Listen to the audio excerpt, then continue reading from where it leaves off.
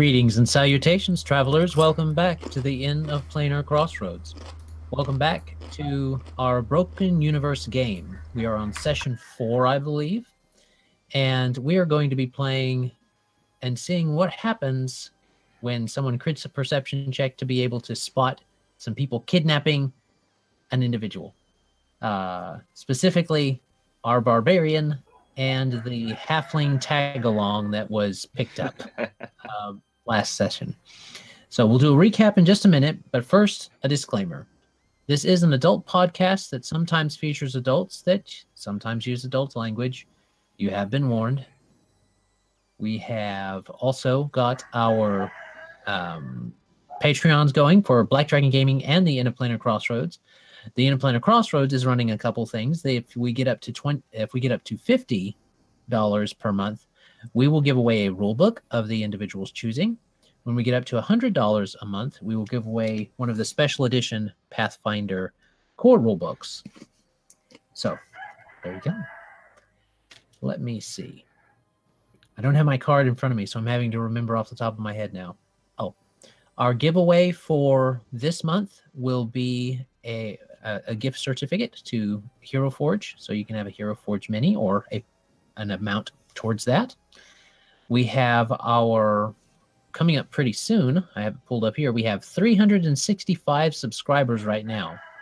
So that means we are just a little bit away from Colin running his 400 subscriber one shot, which is supposed to be pretty good. I have been, the idea of it, the concept of it sounds really fun to fiddle-faddle around with.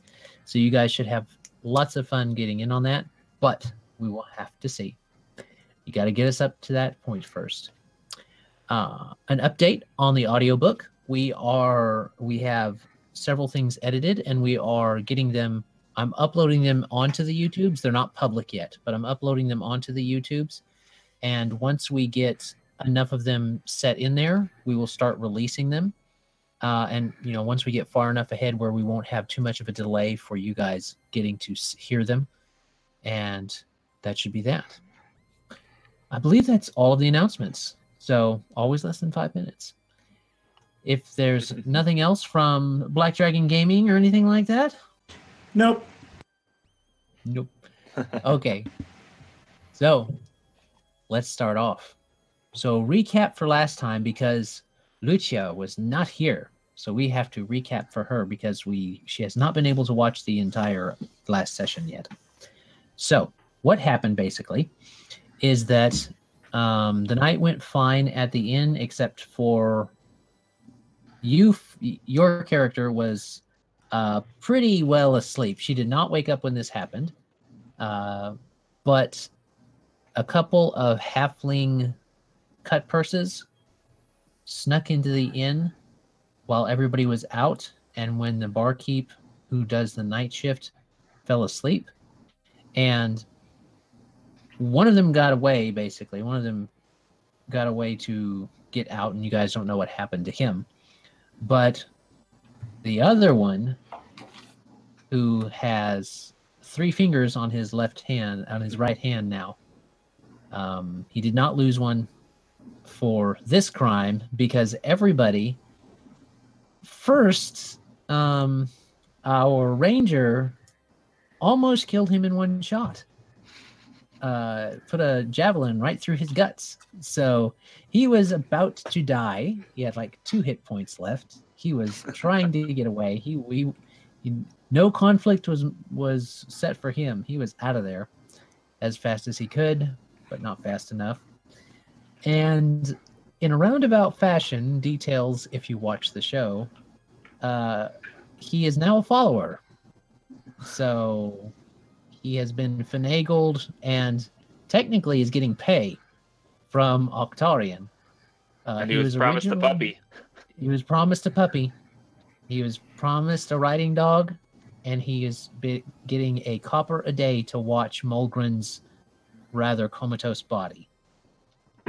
So that's on Octarion for that one, because he rolled a critical success to convince him that his idea was better than Cashew's.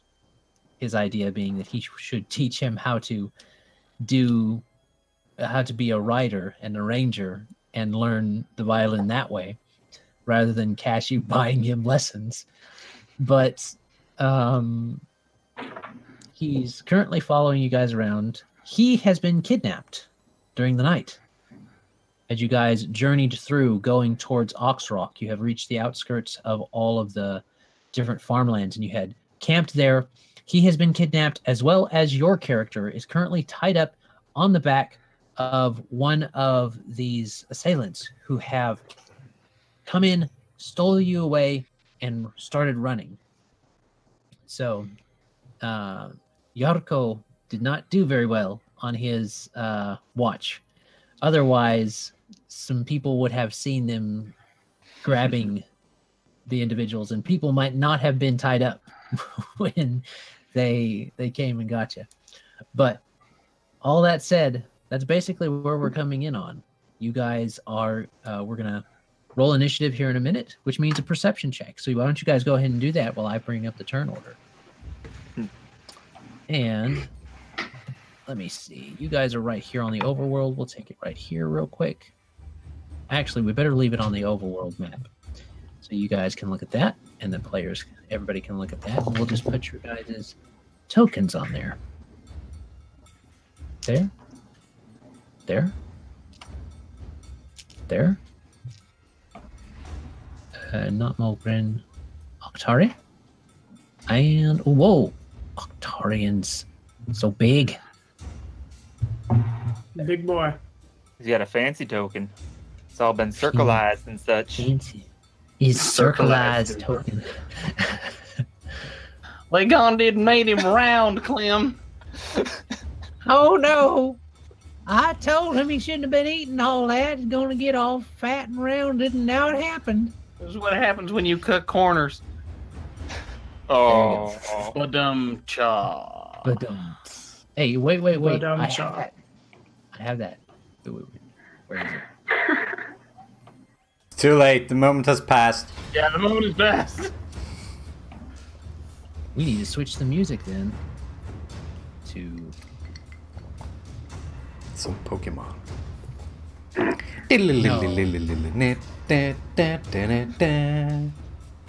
If we ever do the conflagration that Kane came up with a long time ago, we will totally put that music in there. I'm just coming up with alliteration, my dude.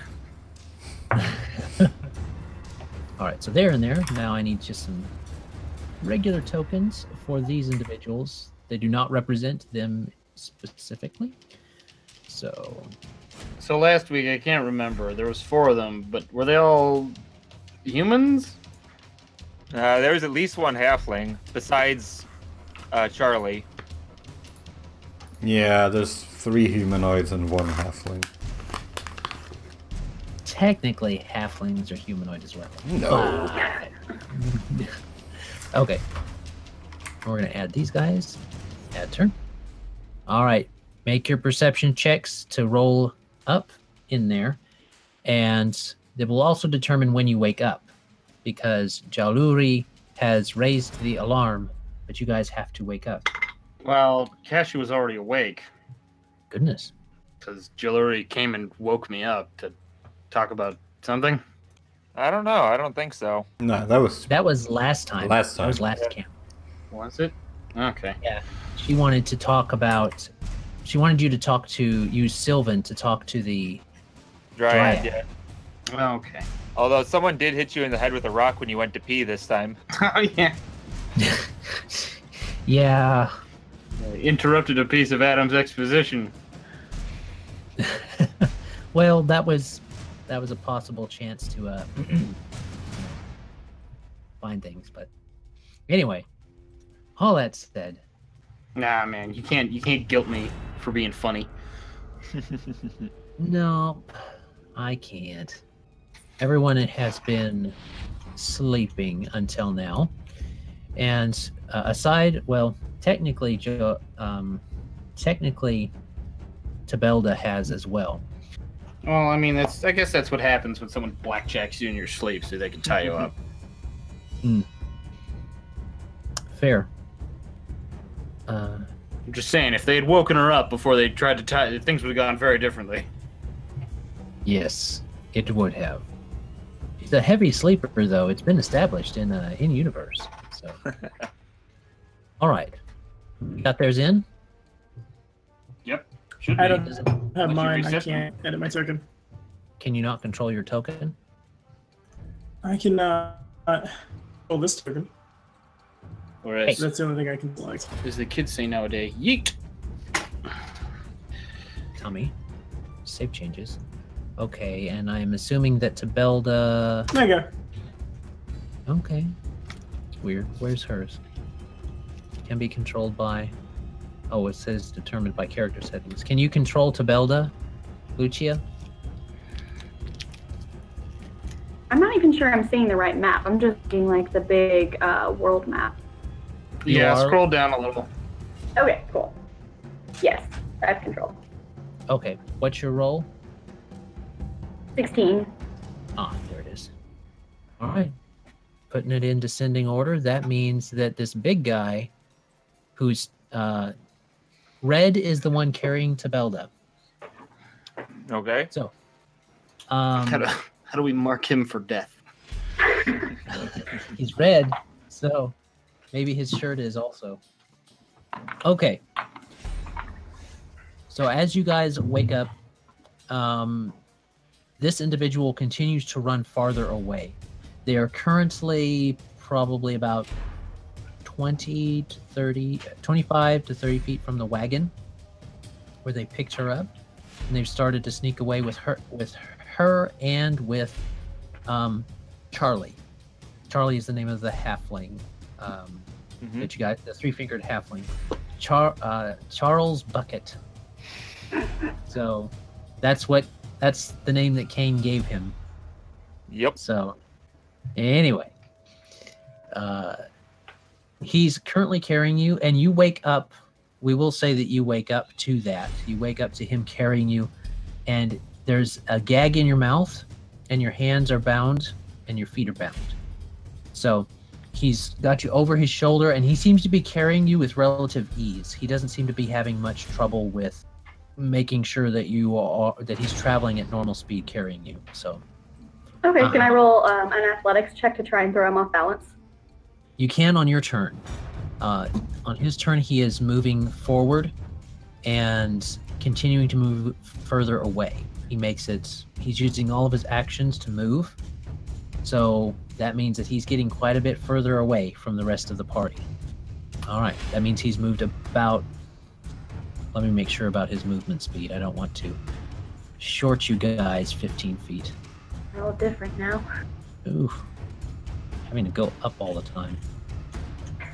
Okay. He has. Where's his speed? Should be 25, unless he's carrying It a should lot be. of weight. Maybe. Actually, his speed is 20, so he only gets about 60 feet. No, it's 24. Yeah, he only gets about 60 feet. So now he's about 60 plus 25, so 85 feet away from the wagon. So Tibelda, not Tibelda, Jalurie, what do you want to do? All right. So, how far away is this guy from where Jalurie is? Because I think she's around the wagon. Yes, you are at the wagon, so Okay. you're basically 25 feet from all the other three and 85 feet from him. Okay. She'd like to go after him, but she's got to get through the people who are in her way first, essentially. I will say that they are just running through the grass. They are not trying to. They're not going any particular formation. They're just kind of running behind each other through the Okay. grass and weaving back and forth. They kind of, when you yelled, they knew they had been spotted. So, Jalurie is going to try and close some of this distance and possibly separate this guy from everybody else. So, she is going to spend all three of her actions moving, which means she can get up to 90 feet. Okay. With their 3 actions, she has a speed of 30. Okay. You could catch up and get past him. For all that matters. He's he's 85 feet away. And Yeah, I can you go could- 90. Yeah, you could get 5 feet in front of him if you wanted to. Get right in front of his face.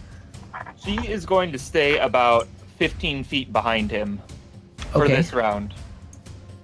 So that means that you're going to still use all 3 of your actions? Yes. Okay. I gotcha. So you are able to move 15 feet behind him. All right. You're 15 feet behind him. That means I need to move these guys around. This individual here, the one marked by green, he yells to his to the one in front of you and says, "Get the damn Roth back to the horses." And he strides up to you with 2 actions and uses his 3rd action to attack. Okay. So I'll go back down here. Gotta make sure that I'm... What is he swinging? He pulls out a kukri. Well, mechanically it's a kukri. It looks like a skinning knife. Hmm. But it's got a bit of a curve on it. Gotcha. And so he's going to swing at you. So 17. Yeah, that hits. Beats a 12. Okay.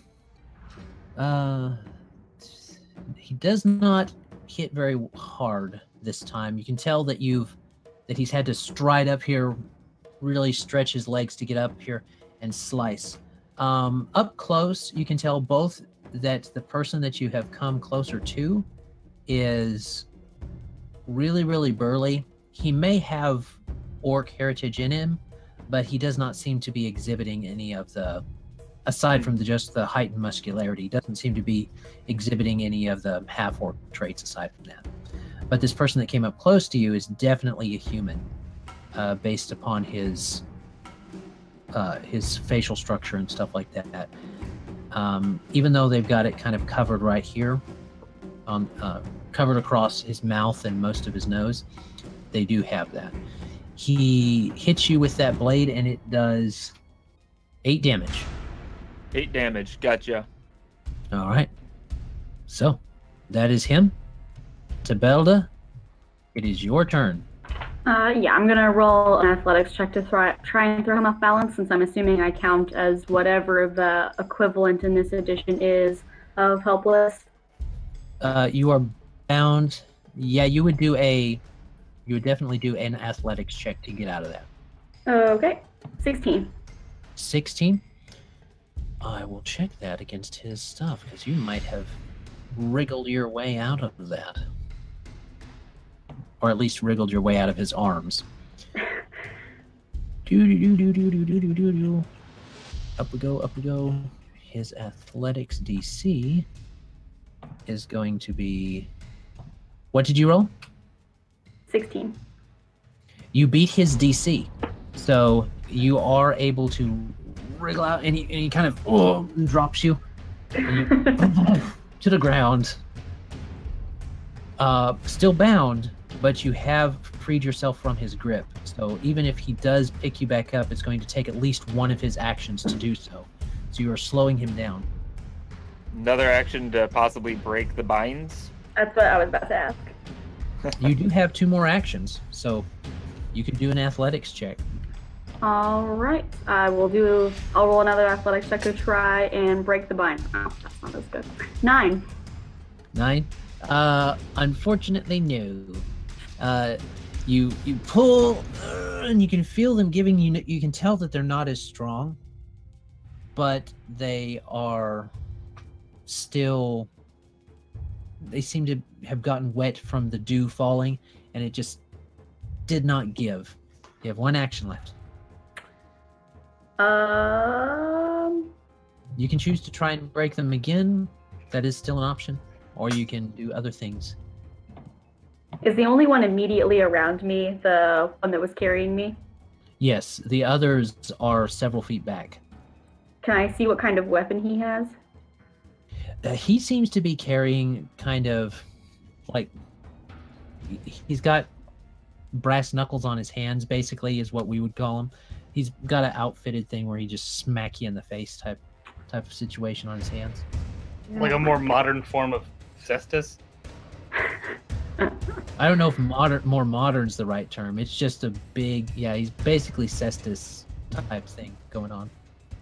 And Okay, we're gonna try and break out one more time. Okie dokie. 12. 12? Unfortunately, no. They're still holding tight, but you can tell that you started to feel some of the fibers give with that, but it just wasn't strong enough. Cool. Cool. Okay. If only rage gave you bonus to your strength. Right? It's okay, though. All right. Now, that means Tibelda has gone. Now we're to the other ones. So. The yellow Power Ranger. Yeah. Blue Ranger, go! All right. We're now at Blue Ranger. This one seems to be the other halfling. He has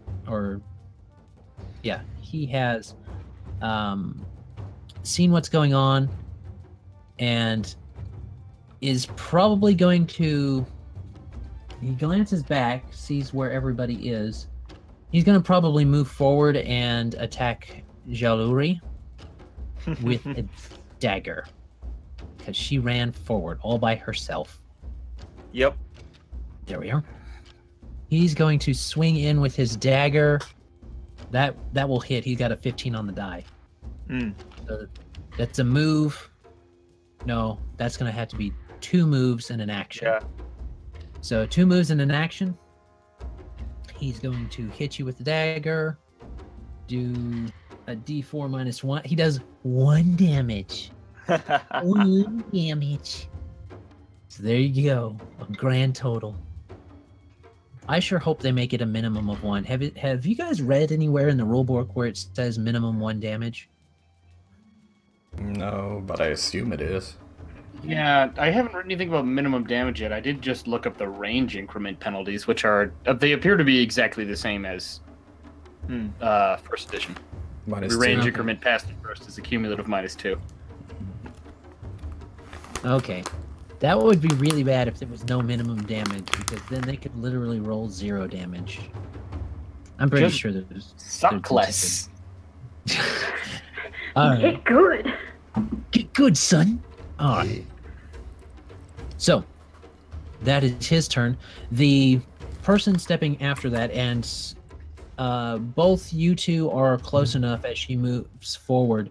She seems to have slightly pointed ears, aside from her bandana covering her face. You can tell it's female based upon the way that the eyes are and the structure, that it's probably female. Everything else is kind of clothed up in the darkness because it's not very bright right now. At best, it's dim light. Except for Jalurie's light she has. Yeah, except for where Jalurie is. Yeah. So, but as she comes close into that and gets up to Jalurie, you guys can tell she's got slightly pointed ears, so she's definitely half-elven. She is going to swing in at Jalurie because she's close. Well, actually, no, she's not, because she is carrying the other halfling. She's carrying Charlie. So she is going to move as fast as she can. So she gets pretty much up to where Tibelda is. No, she gets farther than that. She starts moving towards the horses. She keeps moving towards the horses that are, as you guys would guess, somewhere hidden further on. So, Jarrko, it's not far into your rest when you hear this. You haven't even gotten good to sleep yet. Oh,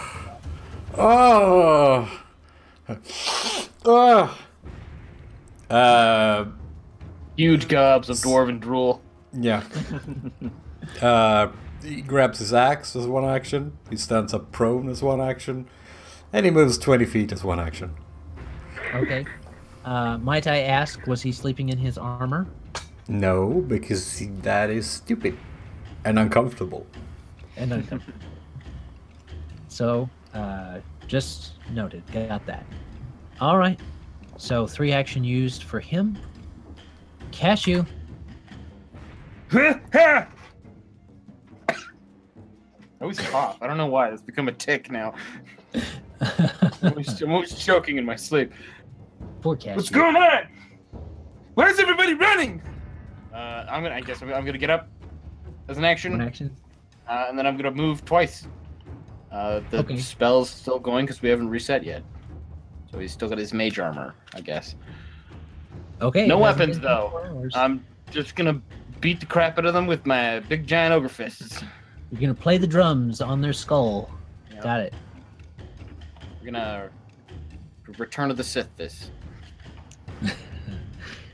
All right. Octarion, you're woken out of sleep by this alarm. I will stand up for one action, grab my bow for the second action. I would like to shoot the one attacking Jalurie, assuming it's in range. Or it's kind of weird. How far? I'm shooting the dice. What's the range on your bow? 60, I think. It's a short bow. Yeah, technically you could probably still hit. You could still hit either the halfling or the one facing Jalurie. Which would you like to do? Okay. The one facing Jalurie, and it's a 13. 13? All right. That does not hit. It seems to tick off of one of his shoulder pauldrons that are apparently, probably, you'd think, leather maybe? By the way that sounded? Maybe hide? Understood. Okay. They were sneaking around, so it might be hide. Okay. Okay. All right. I'm not going to indulge myself there anymore.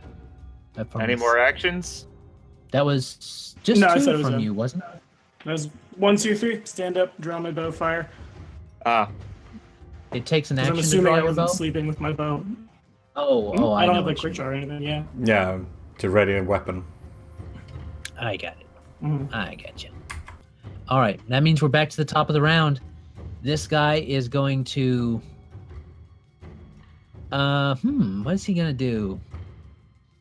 He's not very nice, so he's going to smack Jalurie in the face and say, "You shut up, you Roth." And He's not going to go for Tibelda?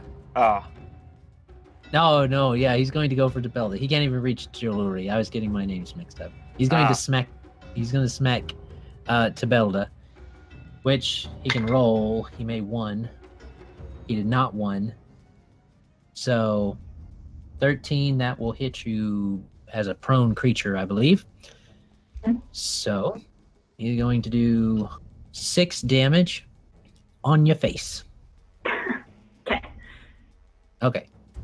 And then he's going to spend an action to pick you up and spend an action to move. So he only gets about 20 more feet.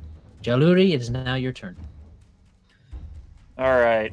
Jalurie is going to 5 foot away from the 2 people by her, and back towards the guy who is running away with Tibelda.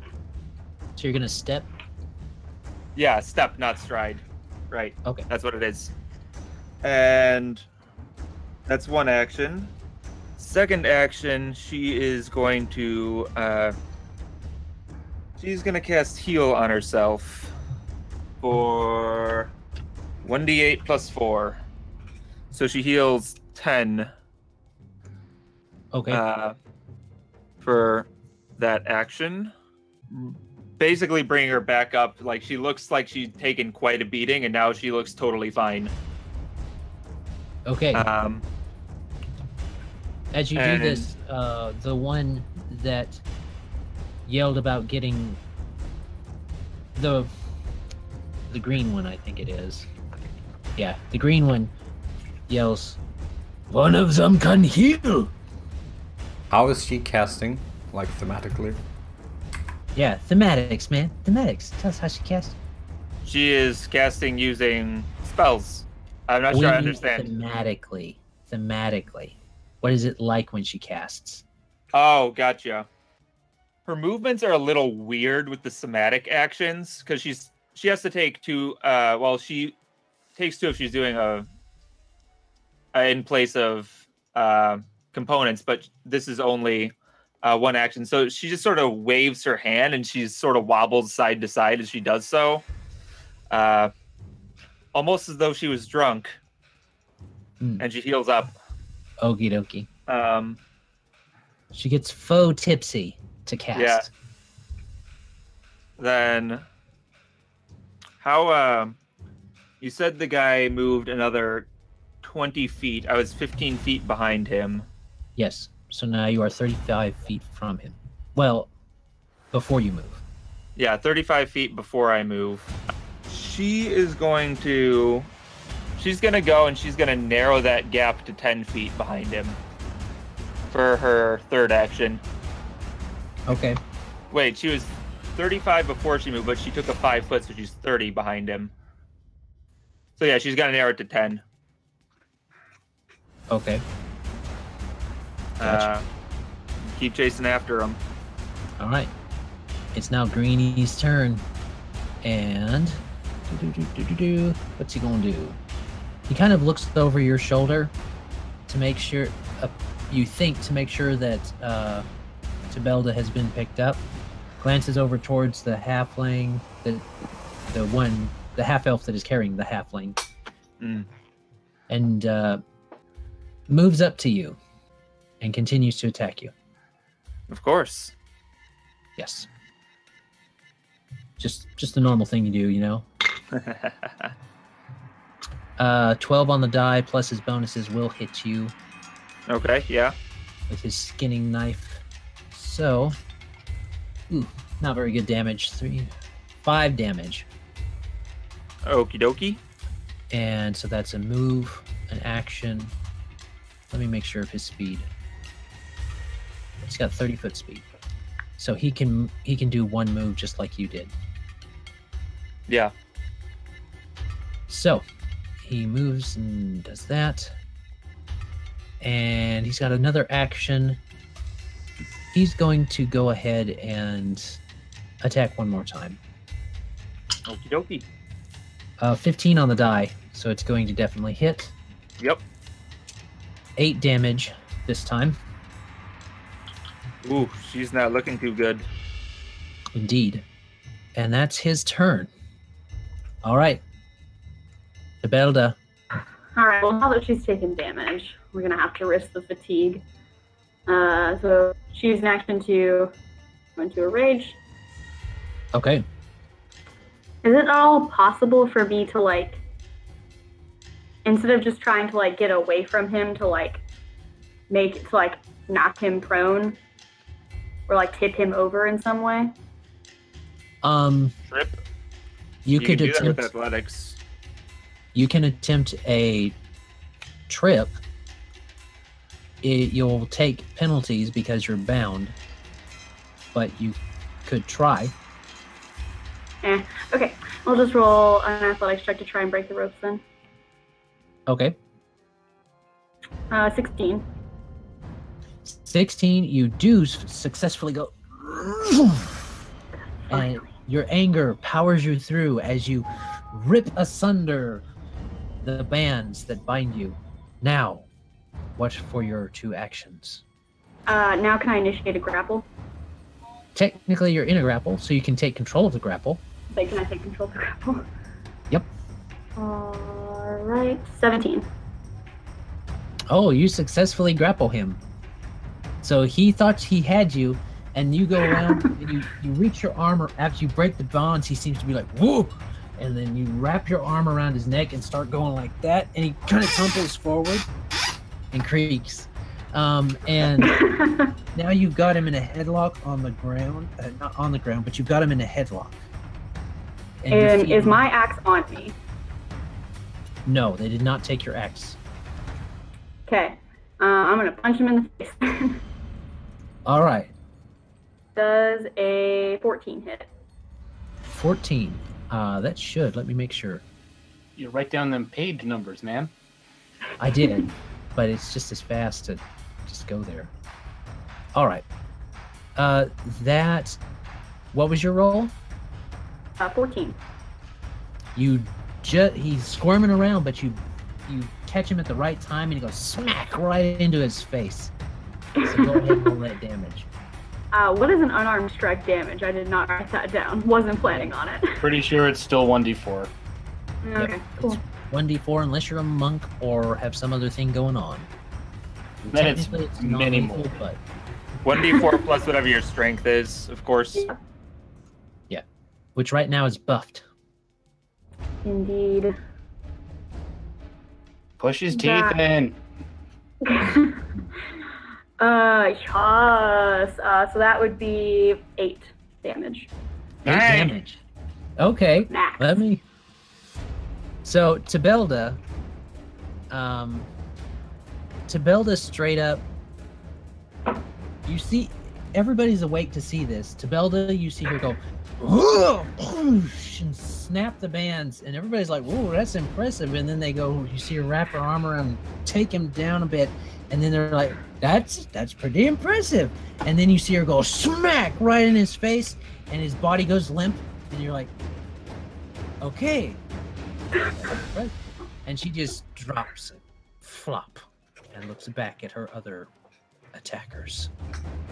So he is effectively unconscious. Yeah, you just like DDT'd him into the ground, and when he turned around to give it to you, you just snapped his head back. Cool. So there you go. Okay. Oh. Alright. I think that's all my actions. Metal. That was good. All right. So now it is the halfling's turn, and this halfling is looking about a bit, and he's like, he's gonna move up with Mr. Green, and he's gonna be like, he saw what just happened with the very angry woman now, and she's concerning him that she just did that. And you hear him, well, Jalurie would hear him say, not necessarily under his breath, but not very loudly either, but look what, let me see, what was he? Hey, Buck, look what I did. They smacked Jod right in the face. Cooked him out right then. And then he's going to go ahead and swing at Jalurie. Because he's got a buddy here. There's no buddy down there. Yeah. Yeah, she scares him. So he's going to swing at you. Oh, he rolled a 2. He does not hit you. Nope. All right. Good thing for Jalurie. Right. However, the one carrying the halfling has zoomed past, so Charlie is beyond the orc and Tibelda at the moment. Just so you know, Tibelda is not particularly fond of Charlie because he hits on her, and he's like this criminal halfling that apparently likes strong women, but he's not particularly a catch himself, so He's not very You can do charming. it then. He's a little skeezy. yeah, you may do it with that information what you will, what Tibelda will, but he's currently being carried away, and you hear what would be probably your guess about 2 movements of this particular person, this half elf, and then the sound of a so as she disappears behind some bushes. Oh, they're stealing our NPC! Yep. Jarrko. Alright, well, you just kind of hear him go.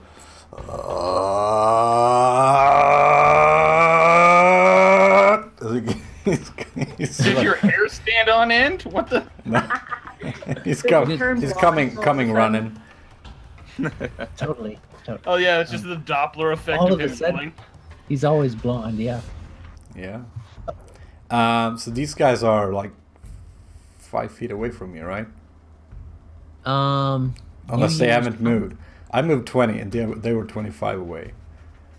I've been trying to keep track here. The ones that are closest to you are the ones that are attacking Jalurie. So I'll move forward. This guy is KO, so we don't care about him. Yeah. But let me make sure I got the right one. Blue, the Hey. half-elf.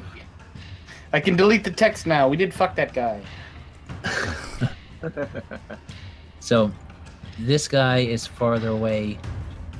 The half-elf is probably at the horses by now from what you've heard.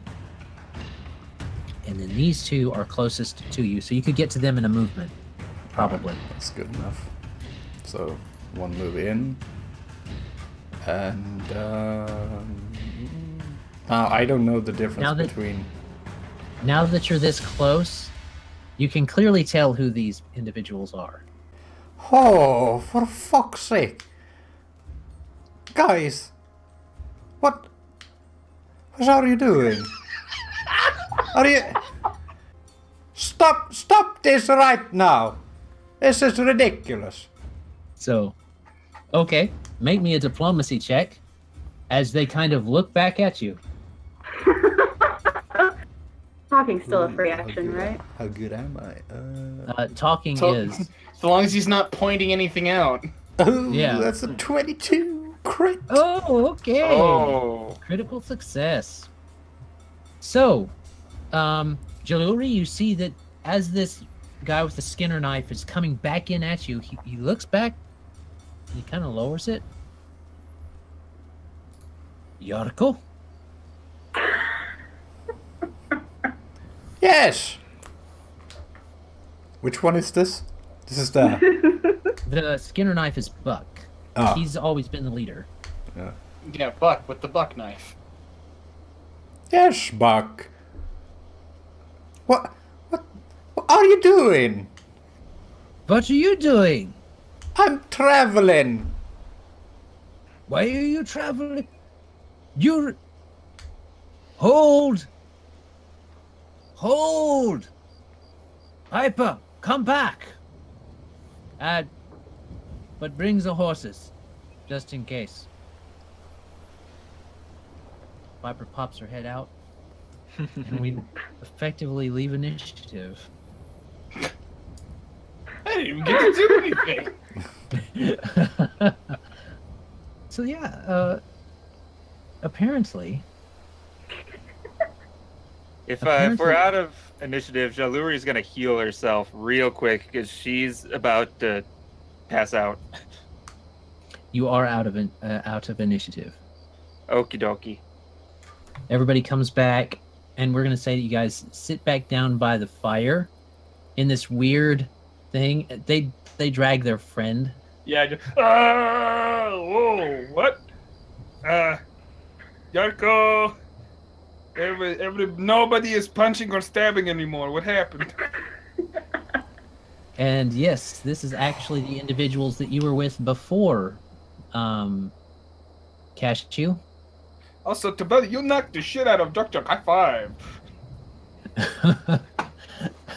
Judge. You're not leave Cashew hanging.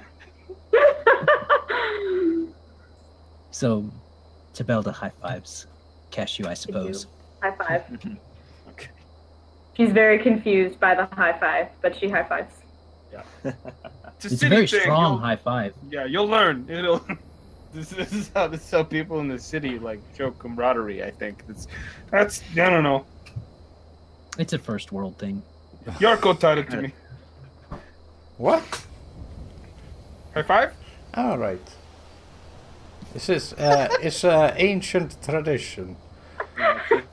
It's a dwarf thing. It's an ancient tradition of the dwarves. Okie dokie. So Jarrko will go up to Jod, and he'll jank off his glove, and his palm begins like glowing like blue, and he just presses it against his face, and you hear this like sizzling, like as if he were like branding him with an iron. So not like a cold steak. No, and and you see like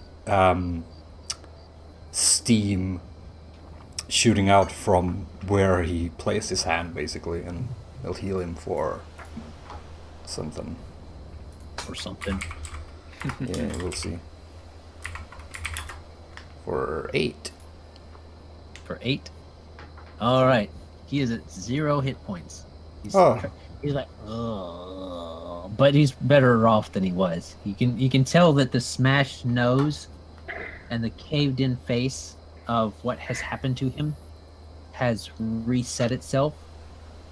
He already had a flat nose to start with, but now it's like he's gonna have allergy season is gonna be horrible for him. He's gonna have like stuff going on. They're gonna have to do some restoration maybe on that. But definitely gonna need some reacting. All right. Other than Get up, Jod. Stupid.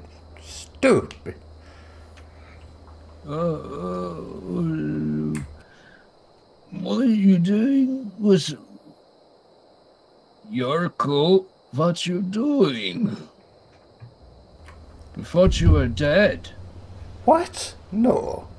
And Cashew, we thought he was dead too. No, no one can kill Cashew. He just rubbed his face. Stands up wearily. What are you... Tibelda's gonna glare angrily at him. Jarrko, did you like fake our deaths when I was like not there? No? What? Well, why do you think we're dead? Well, you didn't return. Buck pipes up and says, you did not return to the hiding place when the shadows broke out in Milcian. Oh, right. Something came up. Something big, in fact. Bigger than shadows in Milcian? No, as in getting paid. Oh, well, that's good. Well, honest work. Honest work. Well, it's 10 gold. 10 gold? Say, can you cut us in on this? I don't know. It's like you need like a bead. You have to go and get the bead. Otherwise, you can't be in on it. Well, where's the bead? What's the problem? It's like a moving tavern. What? Taverns don't move, Jarrko. No, but this one does. What, is it like some magic tavern? Like some fate tavern or something? Right. Oh, I don't deal with Fae. I've already discussed this with Cashew. I don't deal with Fae.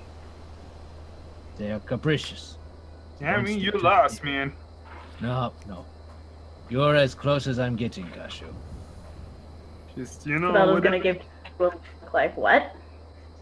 Power beyond your wildest dreams. All it will cost is your, I don't know, like eternal servitude or some junk. It's not even that bad. It's about... How's our little buddy Charlie Bucket doing? They still have him tied up. Yeah, I'll go untie him. Buck would say, Cashew, leave that one alone. Why? Nope. Why? Why do you want him? This one is also ours.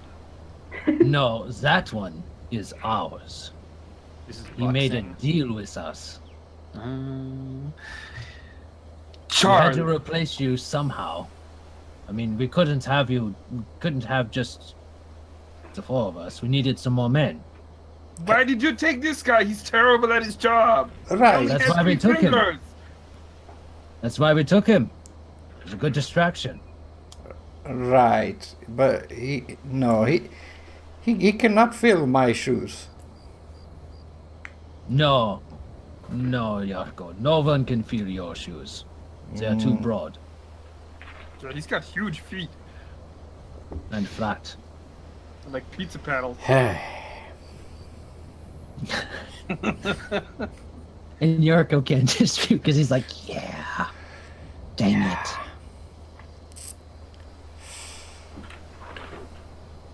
Jalurie is looking very perplexed between Jarrko and Bucket.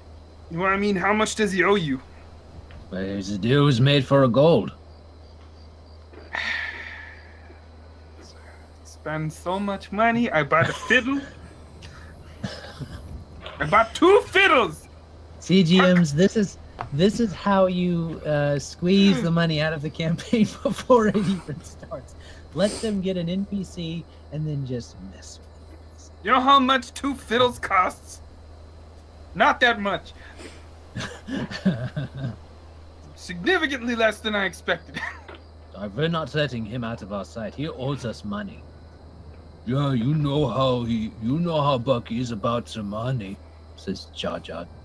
How much money does Charlie have on him out of what we gave him? Well, you didn't give him anything technically. No one gave him money? No, you gave him He has a silver. I thought you guys paid for his meals, right? Oh yeah, because I knew paid for 1 Octarion silver. paid him sort of in advance. I just couldn't remember how much. Oh, that's right. He gave him a silver's worth to pay for like 10 days of watching Mulgren. Right. I mean, well, you could give him 10 silver, and that's 3 Yes. months. 3 Yes, months of one- Charlie's wages. Well, it is not my problem.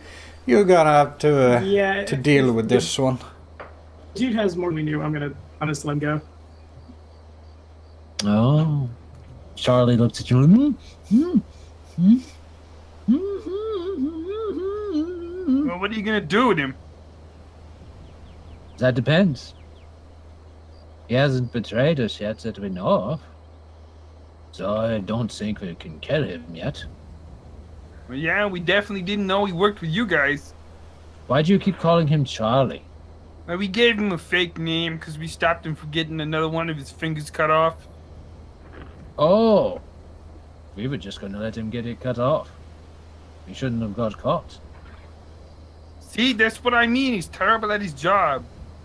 And an excellent distraction. Doesn't even run that fast. Surprising. Right? You know, you figure someone who wanted to keep their fingers would run faster. But all that said, you let us take Charlie and then be done with it? Jalurie is thinking real hard on this. She looks over to Octarion and says, I can cover about 5 silver. You know what? I'll actually... Octarion is. Go ahead. Never mind. Kane's got it. Kane can pay for our love child. I'll front the other... Yeah. So if you hand Cashew 5 silver, he'll front the other 5. And he'll hold this little stack of coins in between his big old fat thumb and forefinger. Yeah. And he'll Crouch down in front of Charlie. He's gonna hold this in the end. He said, "This is 3 months' wages, Charlie. 3 months." and I'll plant the little stack of coins in Buck's hand. Buck will look at you, roll him up and down, hear him clang, put him in his bag, and he says, "Oh, what? No interest?" Buck, don't make me slap your head off your shoulders. It is just a joke, Cashew. It is just a joke. Is it? Why I know don't how you- Buck is about money. You do, Cashew. You do. Why don't you stay with us tonight? Our camp is not far from here. It would be safer than staying on the road. I've heard tales that some of the events up north have pushed out the rough types that usually frequent the roads there. Sure. I've heard that there are bandits on the roads. Yes. He looks at you and says, despicable bandits. Ones that no one should have to deal with. Oh, rather make a deal with... Oh, man, I almost straight up took on that German accent there. I'd rather deal with the devil I know than another I don't. Well put, Cashew. You are eloquent when you choose to be. Alright, with this going on, Jalurie is going to spend her last spell slot to heal herself a little bit more. Okay. Also, you know better than to touch anyone here. Oh, yes. Not no ill blood is meant.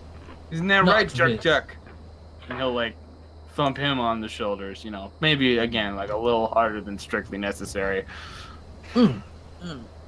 Yeah. He looks over at Tibelda, rubs his face. Yeah.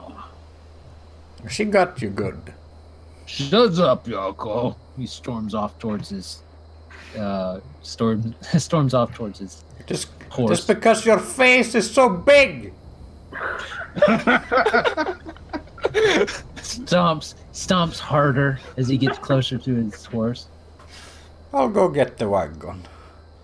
All right. Yeah. If we're just like leaving, we're getting ready to pack up all our junk to move camp to the other camp.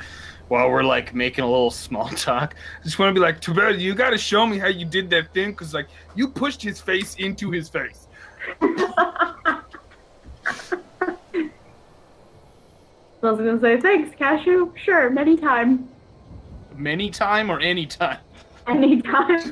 Okay. Probably also Many many more times. times, but I will show you many times. On you. on other people's faces. All right. So you guys head over towards their camp instead. Safety in numbers and all that. You head that way and make sure that your night goes well. And with everybody up and then going back to sleep, it's pretty well protected. The rest of the night goes well. Anything you would like to do, just oddball something before you went to sleep and we go to the next day. Jalurie will apologize to Jarrko. I'm sorry, Jarrko. I guess I'm just used to dealing with rowdy drunks, but if you really do want a tent, when we get to Oxrock and you got some spare gold, I'll make you one. Sure, I could use a tent, I suppose. All right. She sort of No, cocks an sleeping with eyebrow her at him. accent. Or you could bake a double tent. Would be warmer.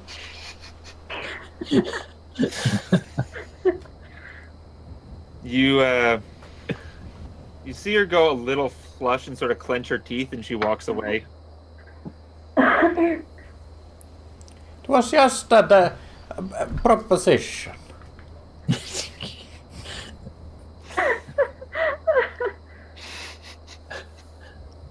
She's probably muttering to herself, see if I make you eat 10 Octar. All right. So, Buck, what are your plans now that you have failed to rob us? Oh, I don't think we failed. I didn't even get to cut loose on your cleric friend. But all that aside, probably just banditing. We only took the Roth because her people have been looking for her. For her? Da? Oh, do tell.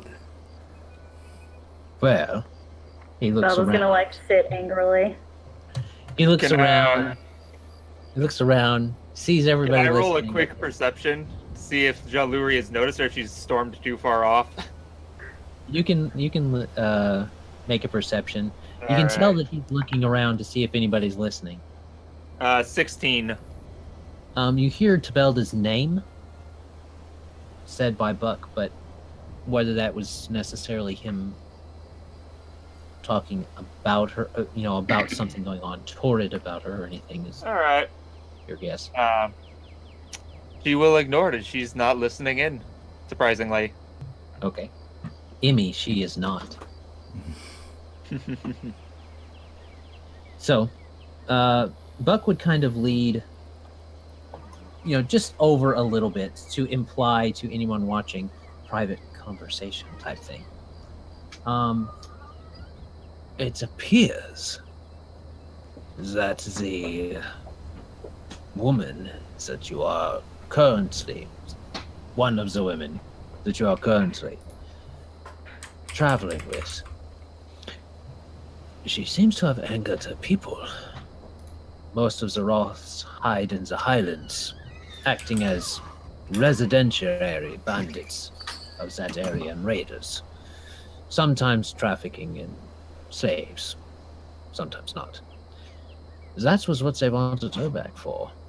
Apparently, from what I've heard, he glances around again, she's from a low-class family that is not well respected. And she was basically a serf of serfs. Oh. And he he looks at Tibelda for a long time. That's very interesting. Yes. I don't think they had her doing anything torrid, but I do think that those muscles did not come from voluntary labor. Ah. So You don't get good at caving people's faces and raking potatoes. mashing potatoes every day. Oh yeah. With my fists. So what is the current price on her then? Nothing much. It was going to be... Unless it's changed since we last looked at it, it was a gold and 5 silver. Barely worth the trouble. Yes. I mean, we didn't expect to find her here with you. I mean, we didn't know it was you. We just saw her colors when she was walking around at Knob's Landing and thought, oh, there goes that Roth woman that they want. We should go get her. It's a gold and 15 copper. It's a gold and 5 silver. No reason not to. It's on the way.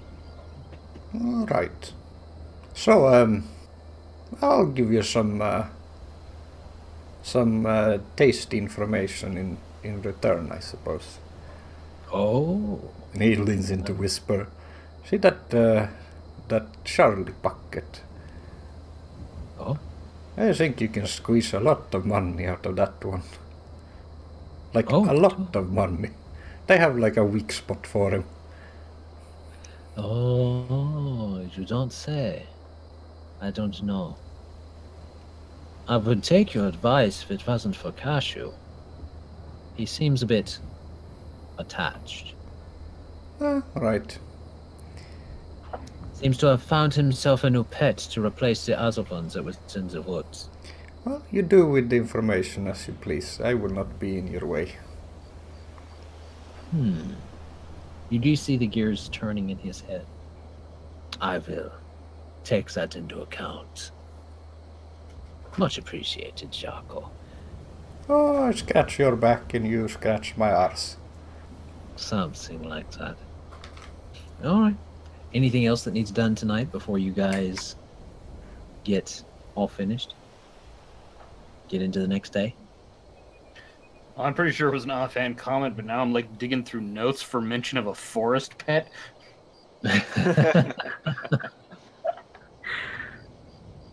Keep looking. I'll let you know at the end of the session if it was just a... Like, shit, did I have a dog? Anyway. So, morning comes in. It appears that Buck is resting a bit this morning. But Piper and little Todd are up making breakfast. They appear to have made enough for themselves, but are willing, little Todd says, "Are you guys gonna want any? I can throw a few more eggs on it if you got it. Or whatever." Sure. All I have is trail rations. Yes. Oh, that's horrible. Some newly cooked food is always appreciated. All right. Just as long as you know it, Buck's gonna add it to your tab. That's not an issue. All right. So they start cooking and getting stuff around. Charlie has been very quiet this whole time. Good, he's in timeout. Yeah, he's been staying very close to Cashew this whole time. He lied. Now he's grounded. Fair enough. So, if you guys stay for breakfast is served when Buck gets up, basically. And he gets up a little bit later than everybody else. But he does get up. And the morning so far has been a cool morning. You haven't had any really cold snaps yet, though you think it might have got fairly close to getting frost last night with the way that the dew feels. The mists that are on this particular portion of the area is the mists on this portion of the grasslands paints a mystery over the landscape. Cashew hasn't traveled much down this way, and for that matter, not many of the others have either. And you all vaguely know that the Plains of Forgetfulness are to the south, and that they don't. They have a similar kind of mist over them, but mainly all the time. This mist does not appear to be threatening in any way, but it does bring to your mind the idea that strange things hide in the mist sometimes. And as some of you unconsciously glance back towards the Milcian Way, that spire of dark cloud is still barely visible at this distance. Well, I suppose we are on something of a time constraint. Right. So if we don't have anything else to do, I suppose we should leave. Leave Make our after? way to Oxrock. All right. Well, Buck... Or, yeah, after breakfast. Like, I'm not a 7. Buck does get up and he says, "Oh, it's good that you stayed around. Have you decided what you're going to do now? You're on some mission?" Right, we are to claim the 10 gold. Indeed. You'll have to include me next time on such an endeavor. Do mention me to this individual that you're talking about. Sure, but you're so hard to find. If the man has a magic floating, flying, whatever tavern, I'm pretty sure that he could find me. Right. I'm just saying. I didn't know if you were available or, busy. Of course. Now, if you're going to be traveling, then there are a few things that you're going to have to think about. First off, he points to Tibelda, need to change those colors you're wearing, because they are a dead giveaway. Makeover. She gives him a real dirty look, but one that yeah, you're probably right, but also screw you. Oh, you too, dear. You too. Also, try not to go any further north. There's a lot of action from what we've been hearing between the guilds, and when the guilds work together, things get complicated sometimes. So try to stay away from, if you can, Oxrock, so that seems to be where you're going. But Also, Lordland might be a bad idea. Lordland and Lord's Valley Lake. It appears that Blood and Honor is on the move, in conjunction with the Guild of the Acquisition. Pardon. In conjunction with the Champions of Adventure. So. That is very appreciative.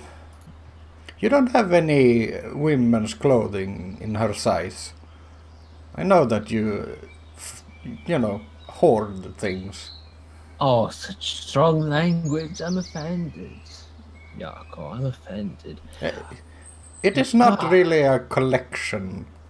It is a hoarding addiction at this point. Oh, but all of it is worth money, Jarrko. And apparently, it's worth something to you. I'm sure I could scrounge up something from the collection. Sometimes Piper has some things that she doesn't want anymore. Hey, Piper, you got anything in her size she doesn't want anymore? Piper, you look over at Piper and she looks at herself. And she's a full, foot shorter and sizes smaller than Tibelda. We could let the seams out. I mean, it doesn't have to be perfect. I'm not sure that I have anything that would... Maybe a cloak? Maybe take the sleeves off. I don't think Tibelda's a huge fan of sleeves. Forget sleeves. Remember where it's cold. Oh, I could put something together. I know, but it's so much hotter fabric. here, and you gotta let the guns breathe. Cashew knows all about it. See, that's why Cashew hates sleeves and shirts. I could put something together. All I need is some fabric. There's a whole host of restaurants they won't even let me in. Alright, Yellow can make some patchwork if you give us some fabric then. I suppose I could crown something up. I've got my bags of holdings that probably have something in them. But of course, I mean, I can't just give it away for free. Cashew puts his finger on his Just nose. looks at Tibelda. Tibelda asks, this is what you want for fabric. Oh, well. First we have to find the fabric for you, dear. Can't you just trade the fabric for the fabric she's wearing? No. You see what she's wearing, and you guys look it over. It's not clean. Tibelda probably keeps herself fine for a barbarian. She keeps Hold herself... on, though.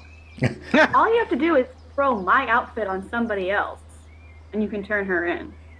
Only my family would know, my face. That's true, but I think that you would understand that the Roths are not someone that we want angry.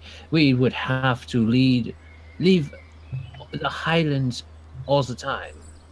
We couldn't even stay in Nutt's Landing or Norton's Way if we anger the Roths or any of those tribes in there. Maybe you could sell the clothes and be like, this is a trail. We got something of her. I don't know. I'm just saying that some people are into worn clothes, especially by females. Oh, you think so? No, I know so. John nods his head. They got Shut those up, vending Jarrko. machines in Amico Nono Toy or whatever the fuck your fantasy Japan is. It's on the feed. So he's like, he just says, "Shut up." It wasn't him that said it. It was Piper. Piper says, "Shut up, Jod." But he says, you see a glimmer come into Buck's eye. You know, it was... I tell you what. Why don't we just say that you give us those clothes, and we'll give you some fabric. How about that? Sounds fine to me. That was a sudden change of mind. Of Sure. course. Yes. She got a weird idea. Oh, Oh my god. Jarrko is so convincing. I know. So, all right.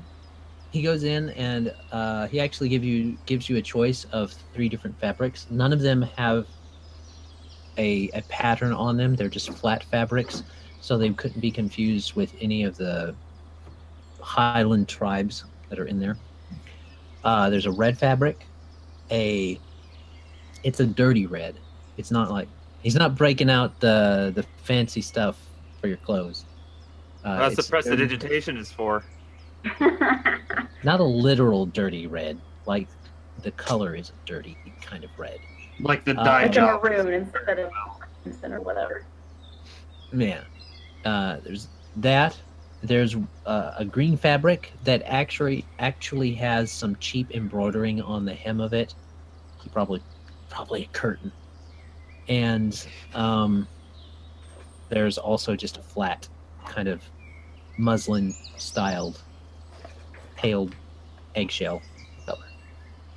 Hey man, ain't nothing wrong with a potato sack dress.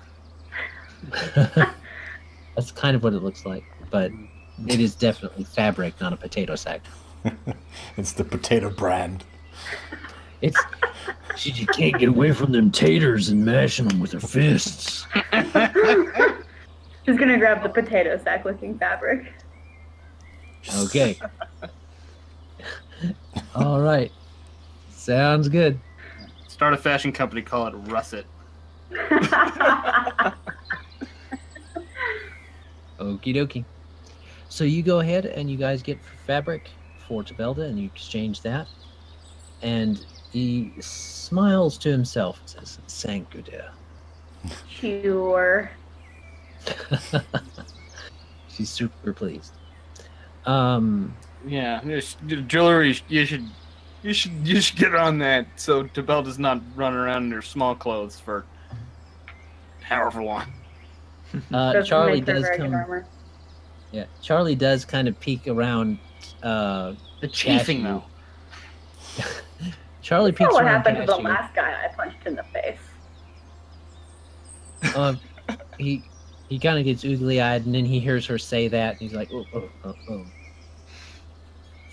So, you guys gonna make those clothes before you head out, or what? Please? Yeah. We can do it mid-travel, right?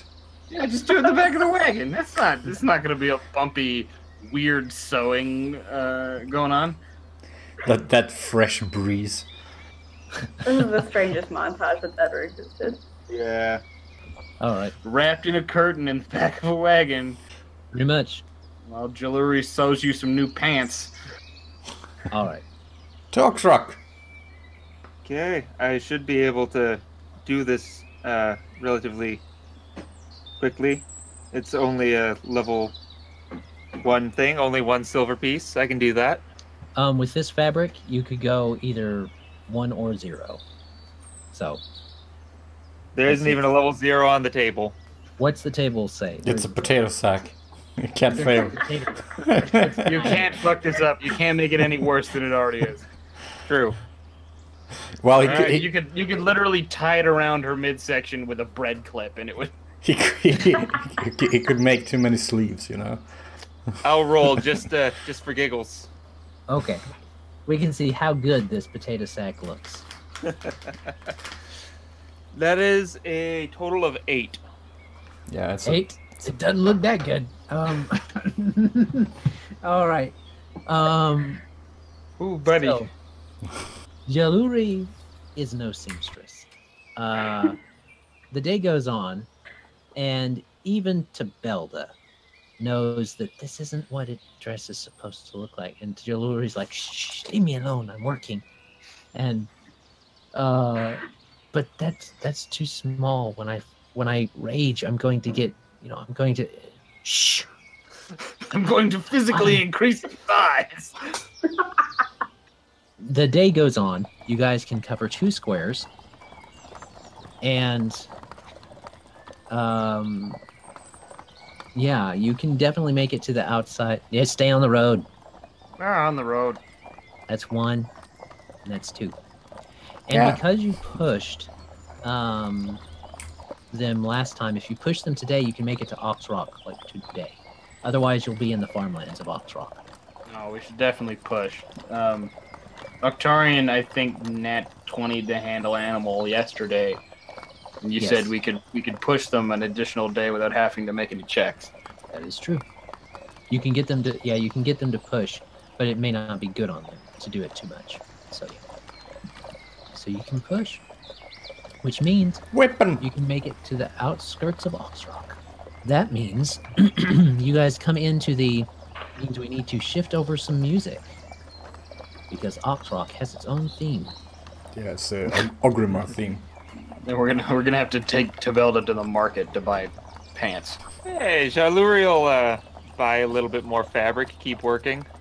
Jello, this dress looks like it was made for someone with a tail. Or Jalurie a man. dress and Tibelda's like, this is a tunic. It's way too big. This would almost fit me. That's what happens when you roll a natural 5. Welcome to Oxrock. Octar. As you guys got closer to Oxrock is right there at the edge of the grasslands and the Harsh Way.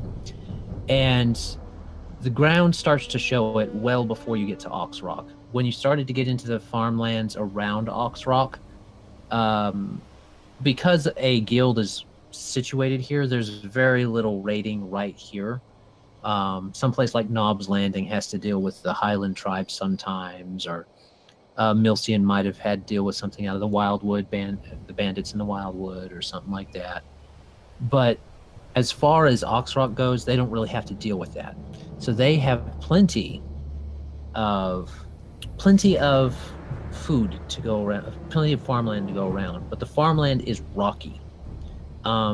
Instead of those wooden fences that you saw near Knob's Landing, or in a place like Norton's Way where its farmlands are, you would instead see stone pillars marking where boundaries are. And they switch over mainly to livestock instead of the growth of plants, though there are some. You get the idea that this is probably more of a meat-based diet around these parts.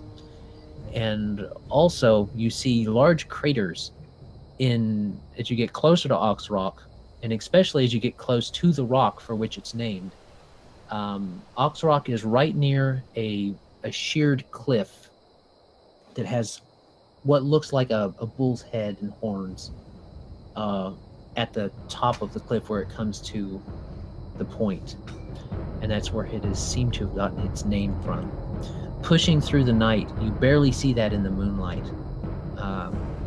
It is currently getting close. It's a waxing moon, so the light is fairly fresh, and the sky has been also relatively clear for this time of year. There's beautiful stars shining, and as you get to Oxrock, the watchtower lights are lit, and usually Oxrock's gates are open, but they appear closed right now. And there are people camping just outside Oxrock.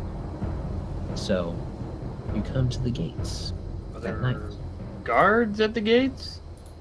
Oh yeah. Like on there the are ground? guards at the gates. On the ground, there are about 4 guards, sometimes 6, depending on who's up and down the towers. And the towers are large.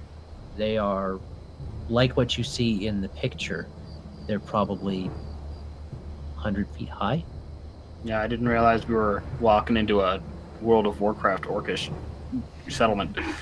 That's how I described it when we've always been there. You knew this. I wasn't paying attention, clearly. See, this is what I get. All the flavor texting, all the thought put in. Yep. I wasn't paying attention. I wasn't paying attention. I want to know where all these like, are these wooden tusks? Are these facsimiles of tusks, or did that just come off of like some horrifying monster? They are horrifying monster tusks. Oh. There are no fake tusks in Ogrimmar. All right. Neither in the orcs or in the or anywhere else. Fake That's right. tusks are illegal here in in Adam Land. Well, this is Ogromar. They're right by the Harsh Way. Some of those craters that you saw farther, back in the farmlands that had apparently filled up with water during rains and stuff like that.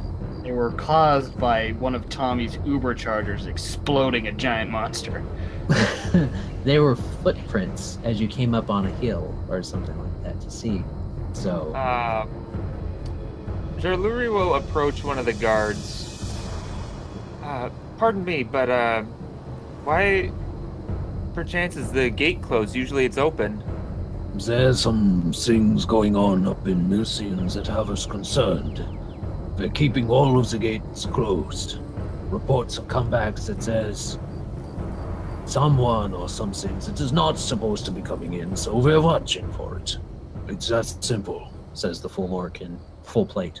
So will they not be open in the morning then? No, they will be open in the morning, but there's nothing coming in or out during the nighttime. You can see that they're keeping it pretty brightly lit as well. All along the wall. Okay, but I'm not sure Adam's not just trying to force another nighttime encounter. You never know. You never know. I suppose we wait for the morning then. Yes. I mean, we don't. Do we have to take watch? There's all these strapping guards. I mean, around. You look around, you don't think anybody else is taking watch. We don't have Because there are to. other travelers and stuff. It's always optional. It's always option. You can certainly try. Do you have shit? People, Do you have shit you people who don't want want to to stay get up lost? can stay up. People who don't want to stay up don't have to. So it is decided then. Yeah, I mean, Cashew's gonna practice some fiddle till probably fairly late. Until someone complains. Yeah, until someone's like, "Shut up!" Is it possible for Jalurie to take a second look at that dress and possibly fix it up? If you use some of your nighttime to do so. All right, that's fair. Okay. I guess she'll sleep in a little bit in the morning. Then if Tibelda lets you, I suppose. Yeah. Technically, Tibelda's wearing it. You're asking her to give you her only garment at the moment. And run around. We have in a your wagon skivvies. for her to hide in. She also grew up in a barbarian village. She's probably not terribly shy. I mean, if it's a big deal, you can have one of my shirts. I packed like 7. I don't know why. I never wear them. I didn't know you had shirts. See, that's Why exactly. do you own a shirt? We have I got a shirt for every day of the week. Jarrko didn't even know I had one. So you're saying that she can basically just turn your shirts into a dress. No, I did not say that. I said that How Tibelda tall could is borrow Cashew? some of my 8 feet tall. Yes, so she could totally turn a cashew shirt into a It's shirt. basically a nightgown on Tibelda. Slap a belt on that shit, we're good. That's what ladies do today. I've seen the pictures. Yeah. All right. That reminds me of high school. All right, I'm gonna make that roll to fix things up. Okay. Sounds good. Is anyone else doing anything tonight aside from Cashew going ahead and It's a very average job. That's a 10. a 10? Just a straight 10? That's a 10 after modifiers. It's an improvement over the 8, I guess. Yeah, it's a slight improvement. Yeah. It looks like a dress now. There's no tail slot. All right, well, you took my advice. I guess that's all. With that, Jalurie's she's gonna go to bed. Okay. As you sew, you listen to Cashew, and he eventually stops. But not before you notice that Cashew has a little group of halflings and other halflings, half-elves, and half-orcs, maybe a human or two, come up around listening to him play. That wasn't terrible. It's a 16. Yeah. See, that's why Jalurie's not doing so well this time. It's because she's tearing up a little bit, making it hard to see where the needle's going. She's cheering up with all the music, all the time. Doesn't matter what it is. It's just all the music. The question is, where is the boundary between sound and music? Well, it's me playing, not Charlie. Yeah. Yeah. What is anyone doing anything with Charlie? No.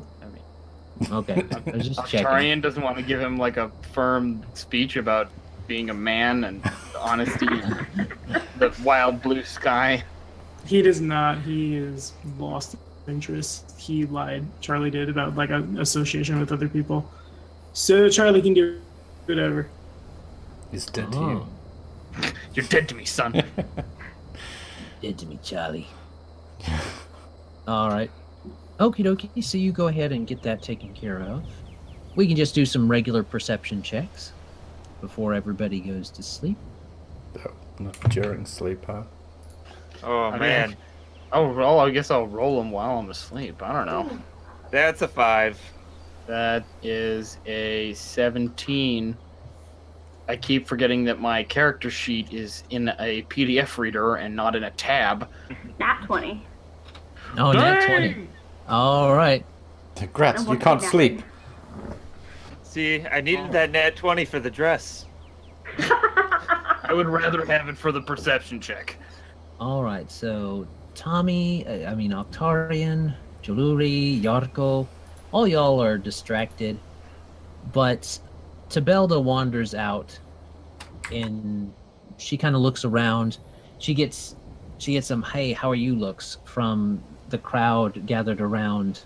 Some of the crowd gathered around Cashew, and there's other little gatherings amongst the traders. But she catches it, and Cashew kind of follows her eye. She, at the edge of the group, Charlie seems to be like, and trying to edge his way away from everybody and away from the group, and like Charlie's trying to get away at the moment. Hey, Cashew, your little friend's trying to run off. Where you going, Charlie? You gonna stop? Not subtle. Well, I was just I was going out to Remember what happened the last time you lied to me, Charlie? I was sneaking away. Cashew. I'm scared. I was sneaking away. That's what I was doing. Don't hurt me, Cashew. Don't eat my brain. Don't do nothing, Cashew. What are you running away for? We paid off all that money you owed. I know. Huh? I'm super grateful. I really am. But I mean, it's like this is going to Australia. I'm really sorry. I just didn't. I don't know. You know, it's just like there's a bunch of them, and you know, if you think they won't come after me, maybe I guess. But I was just freaked out. You know, I was like a lot of stuff going on. Yeah. Come here. Okay. He comes down, sits beside you with his 3 fingers. He's gonna reach behind him into the wagon, and he's gonna pick up the second fiddle. Okay. He's gonna put it in Charlie's lap. Play me your scales. Oh, okay. Okay, Cashew. He puts it on his leg.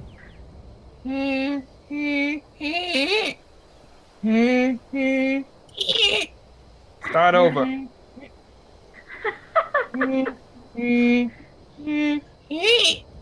Start over. Basically, he's gonna do that until Charlie can get all the way through his scales without screwing up. Okie dokie. For however long that takes. That takes a little bit. It takes a couple minutes. But when that starts, the crowd starts to disperse too. Good, we're having a private moment. Piss off. I see. Alright, so when he gets his scales straight all the way through. Mm-hmm. Now you told me you would practice. Yeah. I mean, it was like yesterday, but yeah. Yeah? You gonna promise me you're gonna practice? He kind of looks at you and he's like, I promise I'm going to practice. No, look me in my big, scary, fey eyeballs. He looks at you and he kind of looks, I promise I'm going. Okay, again, he'll keep it up until he gets it all the way out on the first try. Okay. He eventually promises to keep on All right. practicing. I'll take 5 silver pieces out of my coin purse, and I will put it in Charlie Bucket's hand. And I say, You don't have to stay if you don't want. If fate takes you somewhere else, you have to follow it. If fate tells you that staying here is not what you should do, then you gotta follow fate. So he legitimately looks confused for a moment. And he looks down at the 5 silver pieces. And then he looks back at you and he's like, I don't understand. I mean, why you do this? Do what, Charlie? Confuses me too. I mean, you guys have always... You just met me yesterday and it was like, you just telling me how to better myself and do right by my life, and it's like, why? People don't do that for me. I tell you what I told Octarion and Jarrko for a long time after I met them. It just felt like the right thing to do. So I did it. I don't think I've met anybody that does stuff just because they think it's the right thing to do. I'll admit we're a rare breed. He puts the silver down beside you.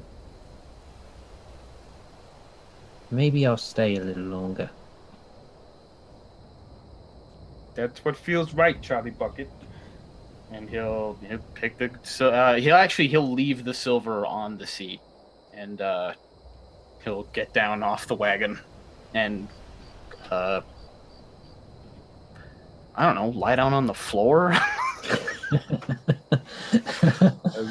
Used to sleeping in the woods, so I guess that's what he does. He lies down in the grass next to the wagon, and he plays the violin just like a little bit more, and then goes to bed. Goes to sleep. He falls to sleep with the violin on his chest. Okay. Charlie sits there a while. Cashew, shoo, shoo, shoo, shoo, shoo, shoo. All right. So unless Tibelda wants to talk to him, because she was the only one that saw this. I say Tibelda kind of looks at Cashew and then looks at Charlie, and is just like, do right by that man. He's way too nice to you. Charlie doesn't seem to respond snark. Charlie says, I know, right?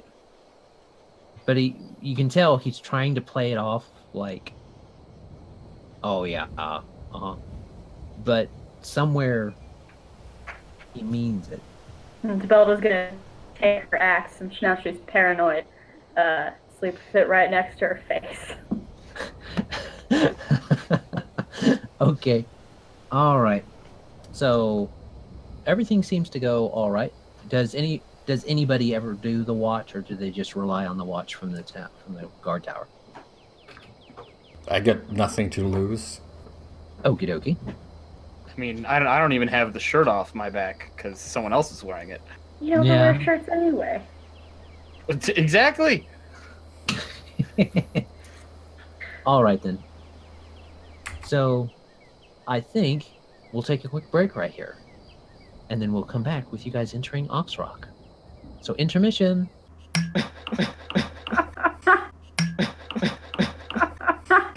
Woo! Intermission. Ha